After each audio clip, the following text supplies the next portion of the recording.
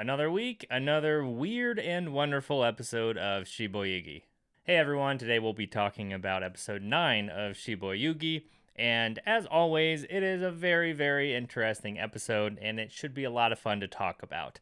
So, in this episode, we focus on this character Moigi, and we get to see her backstory, which is somewhat confusing. I was confused, but I think I figured it out by the end. But also, in figuring out her story, it has led to so many more questions and things that I'm so curious about in this story and in this world they're building. So we pick up with the start of the bunny versus the stumps game, and we see the strategy that the bunnies are using in this game where they don't really want to kill any of the stumps. They are resorting to tickling, which is an interesting tactic to use to subdue and try to get information from the stumps that have guns and are trying to kill them. And that's interesting because I'm not sure how this game will end, because other games we've seen in this show, if you lose, you die. So even if they think they are being nicer and kinder by subduing them with tickling rather than killing, won't the stumps just die at the end of the game anyway if they don't take out however many bunnies they need?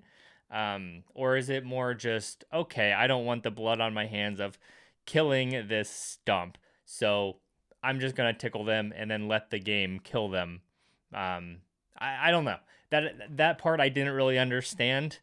But we get that really weird scene with Yuki and this other girl who starts tickling her, and then it gets a little sensual. But it's kind of understandable because this girl is like, hey, you're cute, and my next game is my 13th game. It's an unlucky number. I might die, as anyone would think they might in these death games. So she's just savoring a moment of cuddling with a cute girl. But during this game, we see Moigi almost die, but one of her other stumps comes and saves her, shoots the bunny, and then we get this flashback with Moigi where we see what exactly has happened to her in the past. And I think some of it is either up to interpretation or we don't necessarily know yet. And we see her meet this psychotic girl who we see at the end of the previous episode with that weird Christmas tree scene, and we didn't really know if that was real life or the game. And I think this is real life. And that leads me to this question on how the game has impacted these girls in the real life and has impacted their bodies, because we see this crazy girl murdering somebody, just tearing her apart, and there's stuffing everywhere. So she must be killing someone who has played in the game. That's my, oh no, hold on. You know what? Maybe the Christmas tree thing was in a game, but either way, that is how she meets this psychopath. And this psychopath kind of takes her under her wing and is added to this group of girls that are all under this crazy girl. And she's essentially teaching them how to kill. And I'm pretty sure this part is in real life. And they are all living in some apartment together. And this crazy girl asks Moigi if she has parents and if she loves them. And Moigi says that she wants to kill them. So this girl convinces her to go kill her parents. Yeah, really weird, heavy, disturbing stuff. And again, we know this happens outside of the game. We see Moigi covered in blood, so she has killed someone outside of the game. We saw this other crazy chick kill someone outside of the game too. Blood everywhere, no stuffing on those people. But you see Moigi punching the ground and her fists start having stuffing coming out of them. So I think when these girls play these games, they get, turned into the dolls with the stuffing. It seems like that is how their body actually is now in the real world too, which I didn't know. I thought it was something like when they go to play these games, their body is enhanced or changed and then is changed back once they leave the games. But that is not the case. And then we get this really interesting story that this crazy psychopath murderer girl is telling these other girls she's taken under her wing about this nightjar and the whale in the sky.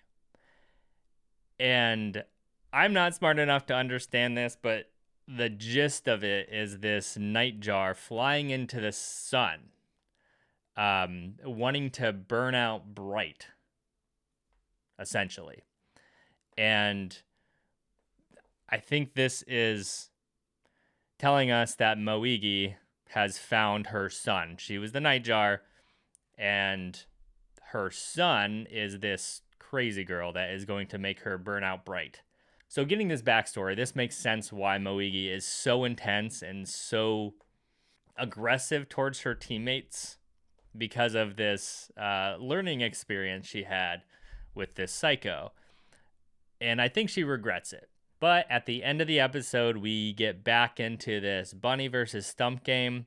And the leader for the bunnies starts freaking out. She runs up to the other bunnies saying, "Guys, we are in trouble. There is a sadistic murderer out there. I am finding these bodies that are completely mangled."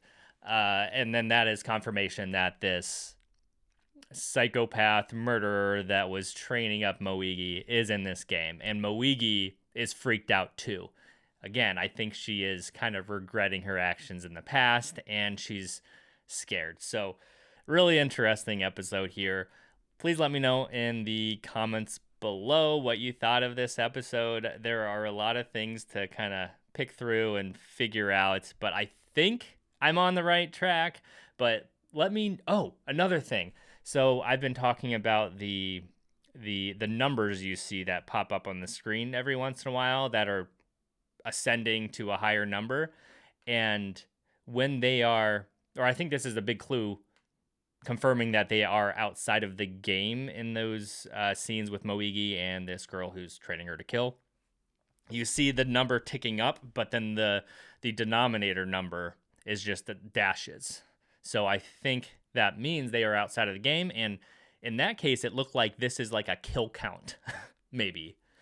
So that's my theory there. But that wouldn't necessarily align with the other games if that is a kill count, because we know our first game only had like 6 or 7 contestants, and the number was a lot higher than that. But please let me know in the comments below what you thought of episode 9 of Shiboyugi, and I'll see you guys all very shortly for the next one.